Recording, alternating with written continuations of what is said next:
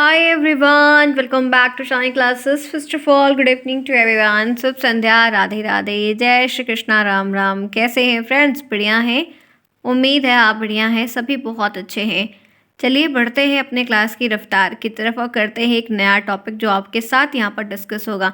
मैं 50 नंबर के जो 3 पेपर है उनकी क्लासेस स्टार्टिंग के टाइमर ज़्यादा लूँगी, 25 नंबर के पेपरों को थोड़ा कम करवाऊँगी, मैं आपको पहले ही बता रही हूँ, ताकि आपका ये जो इसके जो सिलेबस है इनकी बुक्स आप देखेंगे मोटी मोटी बुक्स है और चीज़ें हमें बहुत ही चुनिंदा आती हैं, लेकिन हमें पढ़ना सब पड़ता है। रीज़न क्या है? क्योंकि ये नहीं पता होता है कि किधर का सेक्शन पूछ लेगा, क्योंकि हर साल कभी पीछे का, कभी बीच का, कभी आगे का, ऐसा मिक्स करके पूछा है। इसीलिए 50 नंबर के पेपर में अगर आप 50 नंबर का पेपर 50 में आपको 46 नंबर 48 नंबर हाईएस्ट मिलता है और 25 वाले में आप कितना भी अच्छा करके आओगे पेपर, हमेशा 15 नंबर 18 नंबर 20 नंबर 20 के ऊपर कभी जाते ही नहीं, देते ही नहीं, आप कितना भी अच्छा क्यों ना लिख के आओ।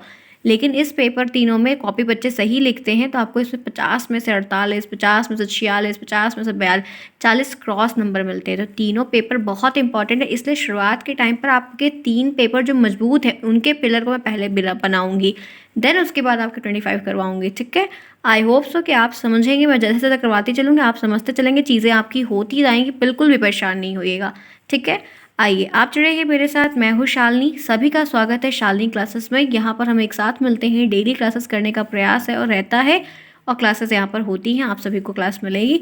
पहली बार जितने फ्रेंड्स आए प्लीज़ चैनल को सब्सक्राइब करिए, टेलीग्राम को ज्वाइन करिए, टेलीग्राम ज्वाइन करना मस्ट है, छोटा सा ऐप है, ज़रूर कर लीजिए, ताकि आपको कोई अपडेट है, कोई चीज़ है, क्लास नहीं हुई लिंक वगैरह क्या कुछ भी, हर क्लास का लिंक वहाँ 15 मिनट पहले डेली दिया जाता है, ताकि आपको क्लास मिस ना हो। आज हम पेपर 2 पढ़ेंगे, शिक्षण अधिगम। पहला बाल विकास है, दूसरा शिक्षण अधिगम। शिक्षण अधिगम में मैंने 3-4 क्लासेस तो इससे पहले ले रखी, इसके बाद आज हम यहाँ पर क्लास कर रहे हैं। मैंने आपके साथ कम्युनिकेशन का टॉपिक डिस्कस किया था, संप्रेषण जिसको हम कहते हैं, वो टॉपिक मैंने डिस्कस करके आपको कई संबंधित बातें आपसे ज़रूर बताई थी। तो आज भी हमें जानेंगे कि क्या है, क्या नहीं है, क्या करना है, कैसे सब कुछ। तो शिक्षण के आधार पर हम यहाँ पर संप्रेषण कई तरीके से बटा हुआ है। मैंने आपको जो बटा वाला फिगर था वो दिखाया था, तो उनके पे से तो ध्यान रखिएगा, दोनों सेक्शन अलग अलग है, उनके पे से डिवाइडेशन भी अलग अलग है। अभी जो हम यहाँ पर डिस्कस कर रहे हैं वो है शिक्षण के आधार पर संप्रेषण के 2 भाग, शिक्षण के बेस पर। एक हमारा वैकल्पिक होता है, एक हमारा सामूहिक होता है। ठीक है, एक हमारा वैकल्पिक होता है, एक हमारा सामूहिक। वैकल्पिक का मतलब क्या होता है बता सकते हैं? बताइए कमेंट बॉक्स में, चैट बॉक्स में आप लोग एक्टिव हैं, बताइए क्या लिखेंगे। वैकल्पिक शब्द की मीनिंग क्या होती है? अभी आपको बाल विकास में भी वैकल्पिक से संबंधित बहुत प्रश्न बनेगा। तो वैकल्पिक शब्द क्या है? मतलब इंडिविजुअल, सिंगल सिंगल, एक एक। सामूहिक का मतलब क्या है? मोर देन 2, मोर देन 3, 4 लोग, 5 लोग, 6 लोग, कुछ इस तरीके से। तो ये आपको संबंधित है और आपको ध्यान में ज़रूर रखना होगा। तो 2 मेजर सेक्शन, एक आपका वैकल्पिक, एक आपका सामूहिक है। हम इसी के साथ आगे बढ़ते हैं, देखते हैं अब वैकल्पिक संप्रेषण क्या होता है, ये जानते हैं। वैकल्पिक संप्रेषण के बारे में है, शिक्षक जब एक छात्र को भौतिक रूप से शिक्षण देता है, एक टीचर जब एक छात्र को, एक बच्चे को फिजिकल रूप से शिक्षण दे रहा है, प्रशिक्षण दे रहा है, समझा रहा है, बता रहा है, तो ऐसे शिक्षण वैकल्पिक संप्रेषण होते हैं। यहाँ पर शिक्षण की बात थी, इसीलिए टीचर और बच्चे की बात आई। ठीक है, ध्यान रखिएगा। तो जब एक शिक्षक एज अ टीचर बच्चे को आप क्या कर रहे हो, ट्रेन कर रहे हो, सिखा रहे हो, पर्सनली सिखा रहे हो, तो वो आपकी किस में आएगी? वैकल्पिक शिक्षण में आएगी। अर्थात जब शिक्षक बालक को अलग अलग शिक्षण देता है तो शिक्षण को वैकल्पिक कहते हैं। जैसे वो ट्यूशन वाला होता है, वो चीज़ इसमें आपकी इंक्लूड होती है, क्योंकि सिंगल सिंगल बच्चे को रहता है कुछ उस तरीके से। तो ये चीज़ें आपके लिए यहाँ पर काफ़ी ज़्यादा इंपॉर्टेंट रहेंगी, तो आपको डिटेल में समझना बहुत ज़रूरी है। तो ये आपके वैकल्पिक संप्रेषण में आ जाएगा। आगे देखिए, अब वैकल्पिक संप्रेषण के जो गुण की बात होती है वो क्या है, क्या नहीं है, ये जानेंगे। तो ये भी हमसे एक प्रश्न बन जाता है। पहले तो प्रश्न ऊपर वाला ही टॉपिक बनता है कि वैकल्पिक संप्रेषण क्या होता है, वैकल्पिक संप्रेषण से आप क्या समझते हैं, क्या अभिप्राय है, बताइए, समझाइए, ऐसे प्रश्न आपको ज़रूर बनते हैं। तो वो आपको ध्यान रखना होगा, साथ ही साथ आपको ये भी समझ के चलना होगा। तो वैकल्पिक संप्रेषण में गुण की बात होती है, तो पहला है, यह विधि सीखने के व्यक्तिगत सिद्धांत पर आधारित होती है। ये जो विधि होती है, सीखने का जो एक व्यक्तिगत सिद्धांत होता है, उन पे बेस्ड होती है। हर चीज़ के नियम होते हैं, हर चीज़ के सिद्धांत होते हैं, उनके बेस पे हम काम करते हैं। तो ये एक बहुत अच्छी बात है। दूसरा है कि इसमें बच्चा काफ़ी एक्टिव रहता है, क्योंकि टीचर सिर्फ एक ही बच्चे को पढ़ा रहा है। ठीक है, जब होम के ट्यूशन आते हैं तो बच्चा स्कूल में जाके जितना नहीं पढ़ा तो घर वाले ट्यूशन वाले टीचर से पढ़ता है। क्यों? क्योंकि पता है कि अगर मैं इधर उधर कुछ करूँगा तो फिर वो एक पढ़ेगा। तो यहाँ पर बच्चा एक्टिव रहता है, और जिस भी केस में, जिस भी जगह पर बच्चा एक्टिव है, वो काम आपको पता है होना ही होना है। ठीक है? तो सेम इस तरीके से ये गुण में आ जाएगा। आपको कोई 2 या 3 ही गुण लिखने हैं, मैंने तो 3-4 लिए हैं। 3-4 इसलिए लिए, किसी बच्चे को कुछ अच्छा लग रहा है, किसी बच्चे को कुछ अच्छा लग रहा है, तो जो जिसको अच्छा लगे वो अपनी कॉपी में लिख देना आप लोग। ठीक है? तो 2 हो गया। तीसरा है, यह विधि पूर्ण रूप से बाल केंद्रित होती है। जी हाँ, इसमें क्या होता है कि बच्चे के सेल्फ इंटरेस्ट के हिसाब से थोड़ा ज़्यादा देखा जाता है, थोड़ा ज़्यादा क्लासेस की जाती हैं, थोड़ा ज़्यादा समझाया जाता है, जो कहते हैं रिपीट कर दिया जाता है, तो बच्चा इसमें सर्वोपरि भी रहता है। तो बच्चे की बात को रखा जाता है। फिर आप जानते हैं कि जहाँ आपकी बात की वैल्यू होती है वो चीज़ आपको अच्छी लगने लगती है। तो बच्चे के साथ भी ऐसा ही होता है, उसको टीचर फिर अच्छे लगने लगते हैं, उसको वो सब्जेक्ट अच्छा लगने लगता है। उसके बाद इस विधि में बालक की आवश्यकताओं और रुचियों का विशेष ध्यान रखा जाता है। ये जो विधि होती है, इसे बालक की जो आवश्यकता होती है, जो उसकी रुचि होती है, उनका बहुत ध्यान रखा जाता है। समय के साथ बताया जाता है, सिखाया जाता है, ताकि बच्चा सीखे, आवश्यकताओं को बिल्ड करे, इंटरेस्ट को बनाए। तो उससे क्या होता है कि अगर हम उसके अकॉर्डिंग, उसके इंटरेस्ट के अकॉर्डिंग चीज़ सिखाते हैं तो उसको मज़ा आता है। और जब बच्चे को इंटरेस्ट आने लगेगा तो वो खुद से क्वेश्चन के सर ये क्यों, सर अच्छा अगर ये नहीं करेंगे, ये कर देंगे तो, इसके बाद ये कर देंगे तो, फिर कुछ करेंगे तो, फिर कुछ करेंगे तो क्या होगा, कैसे होगा, वो एक इंटरेस्ट बनने लगता है। तो वो इम्पॉर्टेंट है। इस विधि में मंद बुद्धि बालक और प्रखर बुद्धि बालक दोनों के लिए बहुत उपयोगी होता है।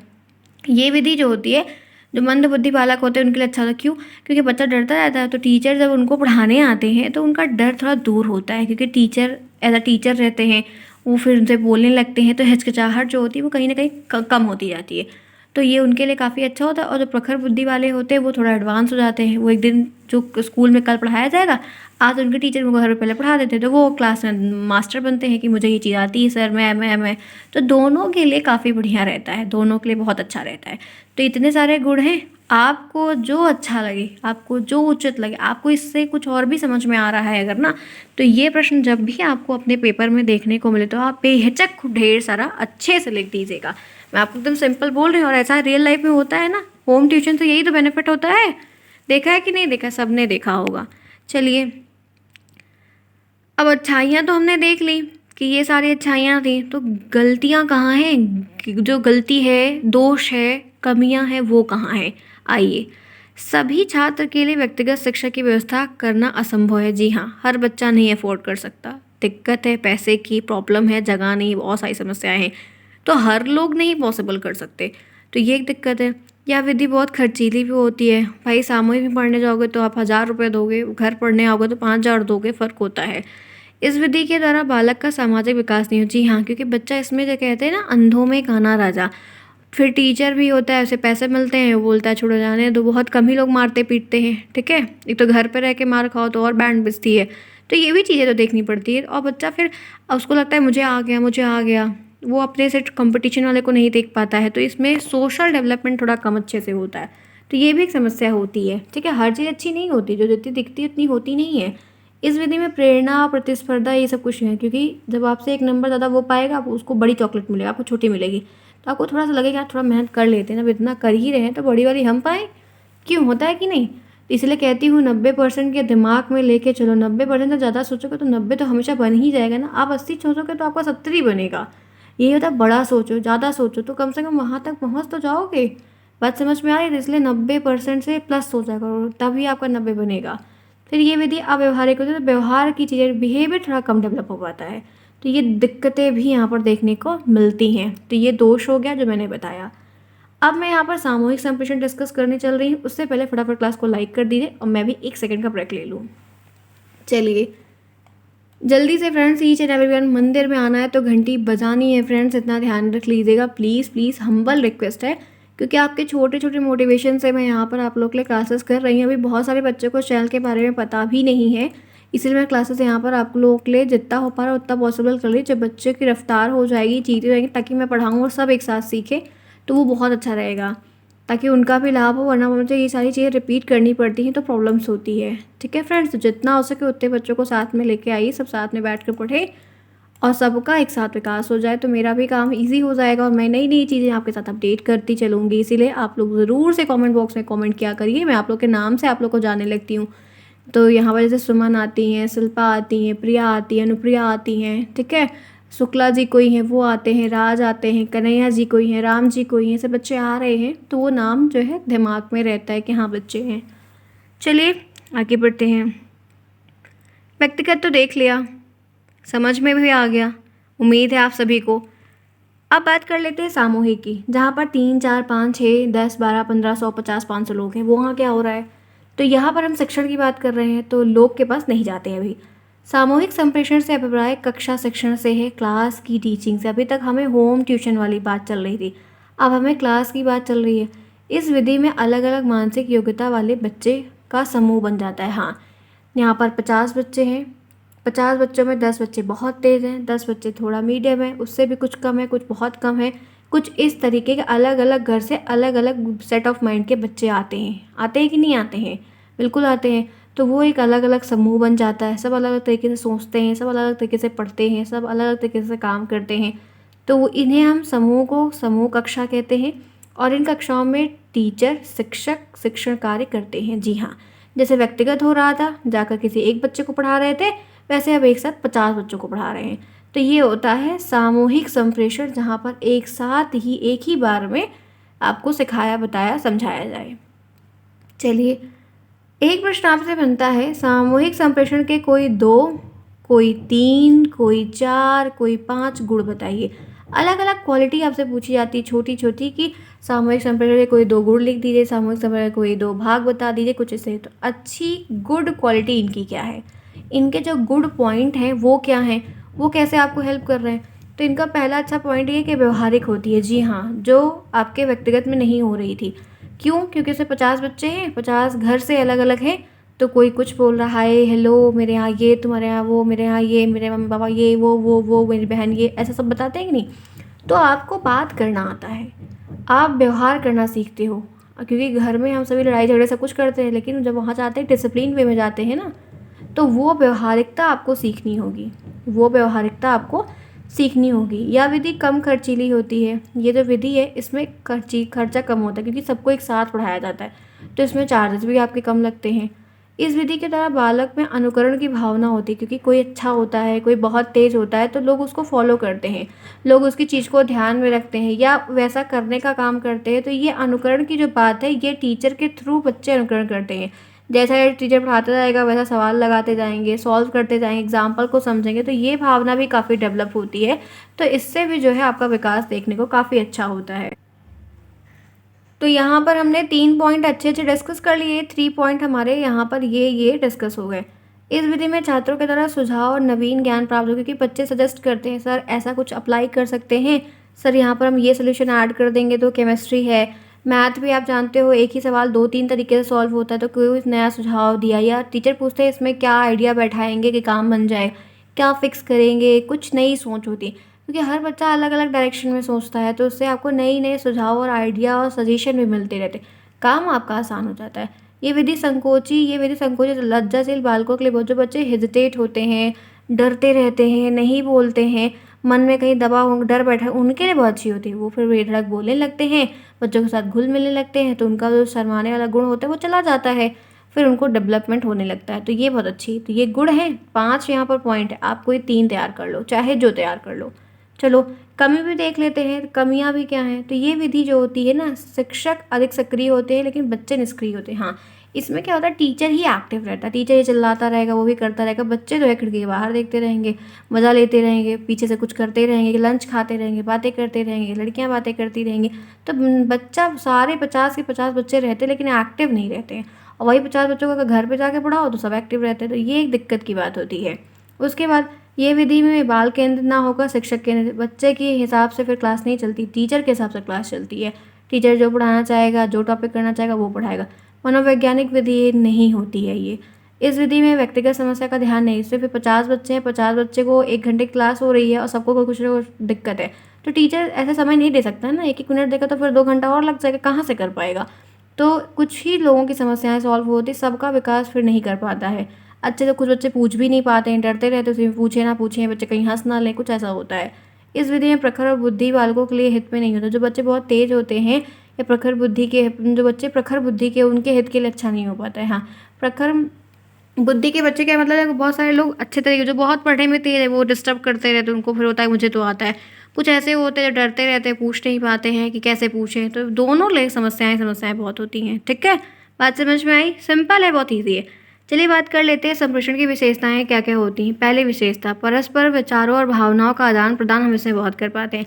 ये विधि शिक्षण प्रक्रिया के लिए एक बहुत ही महत्वपूर्ण घटक है, पिलर है एकदम। ये कह सकते हैं कि पढ़ाई लिखाई के क्षेत्र में ना बहुत ही बढ़िया बेस है, जहाँ पर हम अपनी भावनाओं को मतलब बता रहे हैं। टीचर से हम बहुत कुछ शेयर करते हैं, आप लोग बहुत कुछ बताते हैं, मैम ऐसा होता है, हाँ मैम ऐसा है, ऐसा ये चीज़ें। तो इसमें क्या होता है, बच्चा अपने थॉट को कोई सवाल लगा के आया, तुमने कैसा लगाया, मैंने ऐसा लगाया, तुमने क्या किया, प्रोजेक्ट बना, कोई टास्क मिला, तो उसमें चीज़ें होती हैं। ये पारस्परिक संबंध स्थापित, इस पर शेयरिंग का गुण भी आ जाता है। अगर लंच शेयर करते हैं हम लोग, दोस्ती यारी निभाते थोड़ी बहुत, तो संबंध वगैरह भी अच्छा बिल्ड होना, टीचर से भी अच्छा, एक गुरु वाला अच्छी दे दे। ये दुव्याही होता है, मतलब द्विव्याही, मतलब टू वे होता है, दो पक्ष होते हैं, एक संदेश देने वाला होता है, दूसरा सो लेने वाला होता है। तो कम्युनिकेशन तो हम दीवारों से नहीं करेंगे ना, किसी के साथ ही करेंगे। जैसे आप लोग, मुझे पता है कि यहाँ पे इतने सारे बच्चे आ रहे हैं, मेरी आवाज़ से सुन रहे हैं, ये क्लास को यहाँ पर कर रहे हैं, तो ये दो वे कम्युनिकेशन हो रहा है। मुझे बात का विश्वास रहता है तभी तो मैं क्लास करती हूँ आपके लिए। फिर उसके बाद ये जो संप्रेषण प्रक्रिया अंतः प्रक्रिया में निहित होती है, दोनों पक्षों का विकास होता है और दोनों पक्ष इसमें काफ़ी एक्टिव रहते हैं, सभी सीखते हैं, सभी का डेवलपमेंट होता है, सबको साथ में लेकर चलने का प्रयास किया जाता है। इनमें उद्देश्य होता है कि हमें इतना चैप्टर पढ़ाना है या इतनी बातें करनी, या किसी से हम बात कर रहे हैं तो कोई बात बतानी है तो वो बता रहे हैं, तो कुछ इस तरीके से आपका ये चीज़ होता है। विचारों और भावनाओं के आदान प्रदान को प्रोत्साहन भी दिया जाता है। संप्रेषण की प्रक्रिया में अनुभव की साझेदारी भी बहुत होती है। जो हमारे विचार होते हैं, जो हमारी भावनाएं होती हैं, उनका आदान प्रदान करते हैं, प्रोत्साहन देते हैं, हेल्प करते हैं। तो ऐसे 6 पॉइंट है, मैंने आपको 6 पॉइंट दिखाए बड़े बड़े। आपको जो उचित लगे वो आप टिक कर लीजिए, वही आप चुनिंदा रख लीजिए और उसी को आप ध्यान रखिए। जितना आप पढ़ रहे हैं उसको रिवीजन करते चलिए, रिवीजन मस्ट है, जितना आप रिवीजन करेंगे उतना आपकी हेल्प होगा। चीज़ें बहुत आसान है, बहुत ही ईजी, सब समझ में आ जाएगा। चलिए, एक क्वेश्चन और आता है इस टॉपिक से, वो है संप्रेषण की प्रक्रिया को प्रभावित करने वाले कारक कौन कौन से हैं। तो एक है शिक्षा के उद्देश्य। शिक्षा का उद्देश्य अगर आपका नहीं फिक्स है कि आप जैसे यहाँ पर आए हो, डीलेट करोगे, सीटेट क्वालिफाई करोगे, टेट दोगे, प्राइमरी की नौकरी जब आएगी तब आप करोगे, बहुत सारे उद्देश्य लेकर आप डीलेट कर रहे हो ना, तो यहाँ पर जब उद्देश्य नहीं दिक्कत होता है तो भी प्रॉब्लम होती है। क्योंकि जैसे आप कोई टॉपिक है, आपको टीचर से बात करनी है, लेकिन टॉपिक भूल गए आप, या आपको मुद्दा ही नहीं पता, तो आप क्या बात करोगे, तो ये भी प्रॉब्लम होती है। शिक्षक का व्यक्तित्व अगर अच्छा नहीं है, बहुत चिड़चिड़े स्वभाव के हैं, तुरंत डांट देते हैं तो बच्चे रोने लगते हैं, लड़कियां डर जाती हैं, सभी लड़के भी डर जाते हैं, नहीं बोलते हैं, मारने लगते हैं, डांट देते हैं, तो ये भी दिक्कत होती है, संप्रेषण नहीं अच्छा हो पाता है। विषय वस्तु का कोई चयन नहीं, को कुछ समझ में नहीं आ रहा है, क्या सेलेक्ट करें, क्या पूछे, किस संबंध से टॉपिक पूछे, क्या करें, तो प्रॉब्लम होती है। आपका कोई करिकुलम ही नहीं फिक्स है, आपने कुछ समझ के ही नहीं रखा। जैसे मैं आपको पढ़ा रही हूँ तो मुझे पता है कि मुझे किस तरीके से आपको इस 6 महीने के अंदर ट्रेन कर देना, पढ़ाना है। तो ये करिकुलम नहीं बना रहेगा तो मैं कुछ भी पढ़ाऊँ, ऐसा थोड़ी हो सकता है, मैं समय के साथ पढ़ाऊँगी। तो आप बच्चे का भी कोई योजना नहीं बनेगी तो दिक्कत होगी, फिर टीचर से क्वेश्चन नहीं पूछ पाएगा, टीचर उसको डांट देंगे तुम पढ़ते लिखते नहीं हो। उचित शिक्षण विधि, सहायक सामग्री वगैरह नहीं है, बुक्स नहीं है, चीज़ें नहीं है, तो दिक्कत होती है। बच्चा कहाँ से लाएगा, कहाँ से करेगा, यही समस्या आती है। फिर आपको व्यक्तिगत ध्यान नहीं दिया जाता है। आप सोचते हो कि टीचर आपको स्पेशल ट्रीटमेंट दे, तो नहीं देता। टीचर लोग भी बड़े अजीब से होते हैं। जो बच्चा खूब पढ़ने में तेज़ होता है, जिससे उनका नाम होता है, उसी बच्चे को खूब पढ़ाते हैं, करते हैं। बहुत कम ही टीचर होते हैं जो थोड़े बच्चे निम्न होते हैं उनको पढ़ाते हैं, जिनको थोड़ा कम आता है उनको बहुत कम लोग बताते हैं। आपने खुद देखा होगा, जो बच्चा खूब लड़की पढ़ने में तेज़ होगी, जो लड़का पढ़ने में तेज, उसी को सब करेंगे, उसी को तुम हर चीज़ में मॉनिटर बनाएंगे, हर चीज़ में आगे। ये गलत करते हैं, स्कूल वाले बहुत करते हैं, प्राइवेट में भी बहुत देखने को मिलता है। तो फिर आपको ध्यान नहीं दिया जाएगा तो ये भी दिक्कत होती है। बच्चा बोल ही नहीं पाता, डरता रहता है, घर पे जाकर रोता है, क्लास का वो इन्वायरमेंट नहीं अच्छा है, बिल्कुल नहीं अच्छा है, तो बच्चा और नहीं पूछ पाता है। मानसिक स्वास्थ्य आपका नहीं सही है, शारीरिक स्वास्थ्य आपका नहीं, सुन नहीं पा रहे हो, टीचर क्या बोल रहा है कुछ नहीं, मार पड़ने लगती है तो दिक्कत होती है। तो ये सारी चीज़ें यहाँ पर दिक्कत करती हैं। ठीक है, बेसिक है, सिंपल है। आपको ऐसे छोटे छोटे प्रश्न आएंगे तो आप लिख लेंगे, परेशान ना होइए, बस समझते चलिए, डेली क्लास करते, अपनी डेली क्लास को ना मिस किया। 24 घंटे का टाइम होता है एक दिन में, आपको ये 15 से 20 मिनट मेरे को यहाँ पर देने हैं इस क्लास में यहाँ का, तो 20 मिनट की क्लास आपके लिए बहुत इंपॉर्टेंट है, जो 6 महीने आपको पूरा कोर्स कवर कर देगी और आप तैयार कर लेंगे अपने पेपर के लिए। ठीक है फ्रेंड्स, चलिए देखिए क्वेश्चन भी मैं लेकर आई हूँ, कि क्वेश्चन भी देख लीजिए। संप्रेषण से आप क्या समझते हैं, एकदम सेम हूबहू प्रश्न आएगा, एकदम सेम आएगा। तो ये द्विपक्षीय प्रक्रिया होती है जहाँ पर दो वे कम्युनिकेशन होता है। एक जैसे संदेश देने वाला होता है जो स्वभाव में बदलाव लाता है, साथ ही साथ जिसमें संदेश को भेजने के समझने की सहजता होती है। ऐसे करके आप लिख सकते हो, आप जो भी बना सकते हो, कोई दिक्कत नहीं है, नंबर बढ़िया मिल जाता है। फिर उसके बाद संप्रेषण का काम क्या होता है? संप्रेषण एक परस्पर क्रिया है जिसमें एक पक्ष संदेश का संप्रेषण करता है, मतलब भेजता है, सेंडर होता है, और दूसरा पक्ष उसको ग्रहण करता है तो रिसीवर होता है। तो दोनों इस तरीके से कम्युनिकेट करते हैं, तो ये वर्क में आ जाता है। फिर संचार का उद्देश्य क्या है? कम्युनिकेशन जो हो रहा है उसका ऑब्जेक्टिव क्या है, उसका उद्देश्य क्या है, ये आपसे पूछा जा रहा है। तो यहाँ पर है संचार के 5 मुख्य उद्देश्य में से है सूचित करना, भावनाओं को व्यक्त करना, कल्पना करना, प्रभावित करना, सामाजिक अपेक्षाओं को पूरा करना। ये इनके उद्देश्य में आ जाते हैं, तो ये बहुत ही इंपॉर्टेंट है, तो आपको ध्यान रखना होगा। संप्रेषण की विशेषताएं क्या होती हैं? संप्रेषण व्यक्तियों में सहयोग, समन्वय क्षमता का विकास करता है, आपस में सूचना और विचारों का आदान प्रदान करने आपकी सहायता करता है, आपकी एकता और क्रियाशीलता को बढ़ाता है। आप किसी से बातचीत में हो, टच में हो, बात कर रहे हो, ठीक है, तो वो एक कनेक्शन बिल्ड होता है, कनेक्शन बना रहता है, तो ये आपकी बहुत मदद भी करते हैं, ठीक है। तो चलिए फ्रेंड्स, एक ही बहुत अच्छी सी मैंने क्लास आपके साथ यहाँ पर की, आपके पेपर 2 की। उम्मीद तो है कि मैंने अपना बेस्ट आपके साथ दिया, आपको अच्छे से टॉपिक को समझाया, बताया। अब आपसे कोई पूछेगा तो आप यूँ ही चुटकियों में बता दोगे ये ऐसा होता है, ये ऐसा होता है, क्योंकि आपने यहाँ से पढ़ा है, शालिनी क्लासेस से पढ़ा है। बेसिक चीज़ें सिंपल तरीके से जो हम डेली लाइफ में करते हैं वही यहाँ पर पढ़ रहे हैं। क्लास अगर पसंद आई है जेन्युइनली तो प्लीज़ चैनल को सब्सक्राइब कर लीजिए, दोस्तों में शेयर करिए, सभी के साथ आइए, पढ़िए, डेली क्लास करिए, और कमेंट बॉक्स में ज़रूर बताइए क्लास कैसी लगी। मैं ज़रूर देखूँगी आप सभी का comment. Bye bye, take care.